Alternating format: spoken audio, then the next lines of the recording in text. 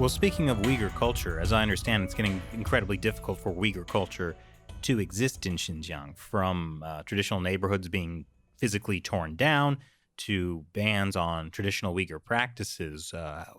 How difficult is it to maintain the Uyghur culture in Xinjiang right now? Now it is really hard to live with any culture except Han Chinese. Like now, Uyghur forced to live um, more Chinese than ordinary Chinese.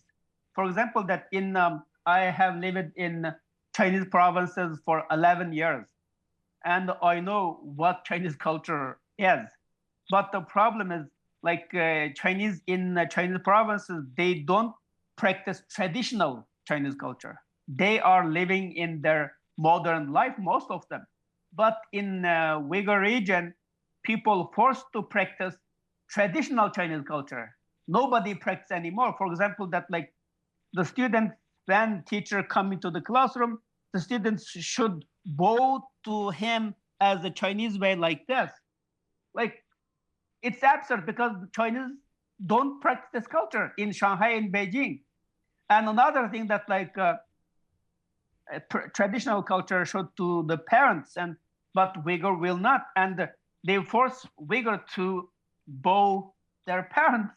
And another third that like we only can see it from the movie, like where clothes very Chinese. It's like maybe thousand, maybe years ago.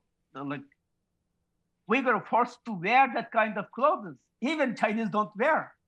So the problem is Uyghur are not practicing their culture, not enjoying their culture. They are practicing the culture Han Chinese are not practicing anymore.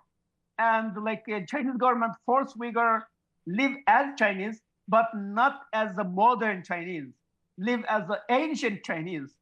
It is, it's unacceptable. Another thing that it's not useful and it's not practical anymore.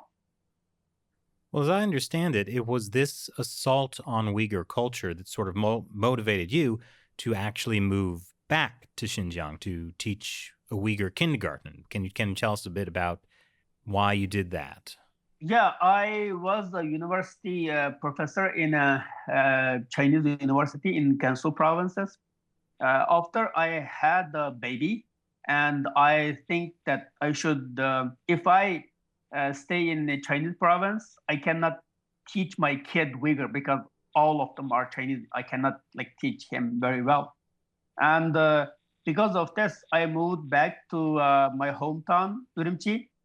And then I found that there is no Uyghur kindergarten. All of the kindergarten are Han Chinese kindergarten. And it shocked me because in my imagination, it's Uyghur Autonomous Region, so-called. And the Uyghur should be official position. Like Uyghur and Han Chinese should be official position. And we should have Uyghur kindergarten. But I found out there is no. And this is the one another thing that government encourage Han Chinese businessmen to have a kindergarten because government owned kindergarten are not enough. And at that time, I think that can we try to have a kindergarten as Han Chinese businessmen are doing?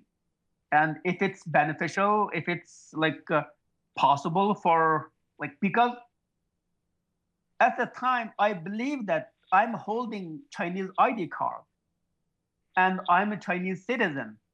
So even Uyghur afraid of asking this question, I decided that I should ask this question. I'm Chinese citizen and I'm holding Chinese ID card.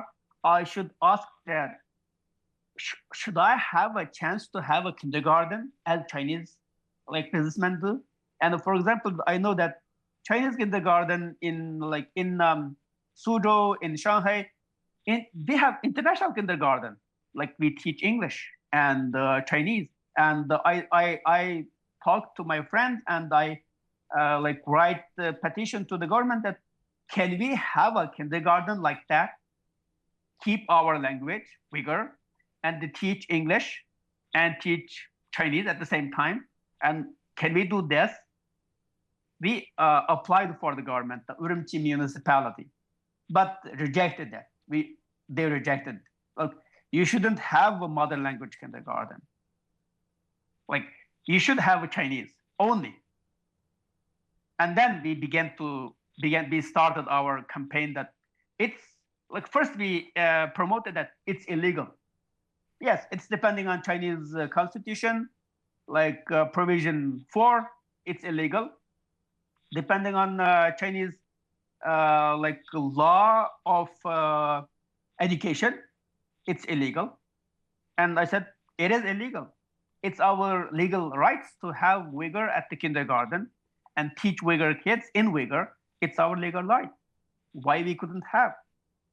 We should, like, municipality rejected us. I asked them, we need official paper. We will not allow Uyghur kindergarten. You should say this. You should write on the paper and show us. You shouldn't say this. You shouldn't force us to give up. You shouldn't call the police. Just give us the paper. Uyghur is illegal in Xinjiang Uyghur Autonomous Region. After we have this answer, we will stop. But if you say it's legal, it's constitutional, we will not stop. You change the constitution first, or you change your decision second. Without changing your constitution, without changing your law, you cannot change your decision, and it's impossible. You cannot change our mind, because we believe we are Chinese citizens and we are holding Chinese ID card, so we have the same right as Han Chinese have. So how did the Chinese government take your protesting? Actually, at that time, they forced us to do this. Because if like Chinese at the time, Urumqi municipality allow us to have a kindergarten, there is no problem. You can have kindergarten, I can teach my kids Uyghur, and it's win-win situation actually. Yeah, you can win Uyghur's heart, and we can win our mother language. Why not?